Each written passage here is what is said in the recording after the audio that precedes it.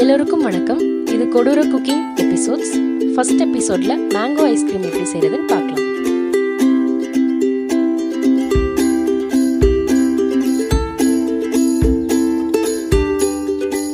இந்த மேங்கோ ஐஸ்கிரீமுக்கு தேவையான பொருட்கள் 3 to 4 மாம்பழம், சுகர், பால், வெனிலா எசன்ஸ் தேவைன்னா எடுத்துக்கலாம். நான் வெனிலா எசன்ஸ் இல்லாமல் தான் பண்ணுறேன்.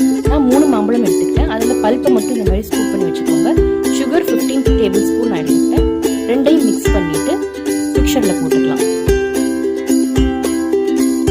பிளெண்ட் பண்ணும்போது நீங்கள் கொஞ்சம் கொஞ்சமாக அரைச்சு அப்புறமா ஃபாஸ்ட்டாக அரைங்க. அப்போ தான் உங்களுக்கு இப்படி பேஸ்ட்டாக கிடைக்கும். பால் நான் 1/2 லிட்டர் எடுத்திருக்கேன். அது இன்னும் நல்லா 1/2 குறையிற அளவுக்கு திக்காக காய்ச்சிக்கோங்க. அப்பப்போ இந்த மாதிரி கிண்டிக்கோங்க, இல்லைன்னா அடி பிடிச்சிடும். பால் காய்ச்சினதுக்கு அப்புறமா நம்ம ஆல்ரெடி மேங்கோவும் சுகரும் போட்டு ஒரு பேஸ்ட் ரெடி பண்ணிச்சிருக்கோம் இல்லையா, அதை மிக்சரில் போட்டுட்டு பால் நல்லா ஆறினதுக்கு அப்புறமா அந்த பாலையும் அந்த மிக்சரையும் போட்டு நம்ம மிக்ஸ் பண்ணிக்கலாம்.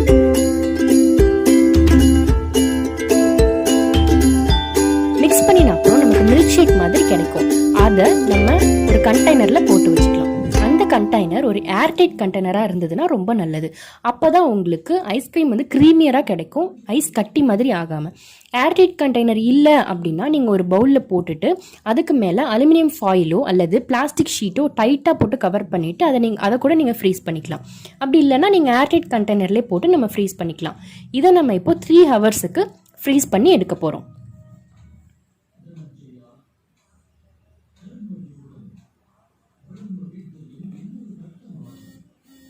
வச்சு நம்ம ஃப்ரீஸ் பண்ணி எடுக்கும்போது இந்த மாதிரி ஒரு கன்சிஸ்டன்சி தான் நமக்கு கிடைச்சிருந்தது. பாதி ஃப்ரீஸ் ஆகி பாதி ஃப்ரீஸ் ஆகாமல் அந்த மாதிரி கிடைச்சிருந்தது நம்மளுக்கு.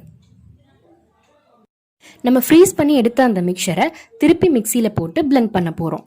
நான் ஃபர்ஸ்டே சொன்ன மாதிரி கொஞ்சம் கொஞ்சமாக அடித்து அப்புறமா ஃபாஸ்ட்டாக அடிங்க, இல்லைன்னா மிக்சி வந்து ஸ்ட்ரக் ஆகிடும்.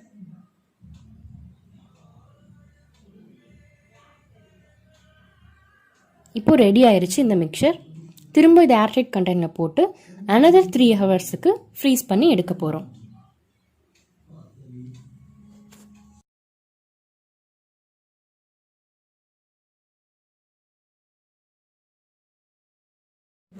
செகண்ட் டைம் ஃப்ரீஸ் பண்ணி எடுக்கிற இந்த மிக்சர் இந்த மாதிரி கன்சிஸ்டன்சியில் இருக்கும்.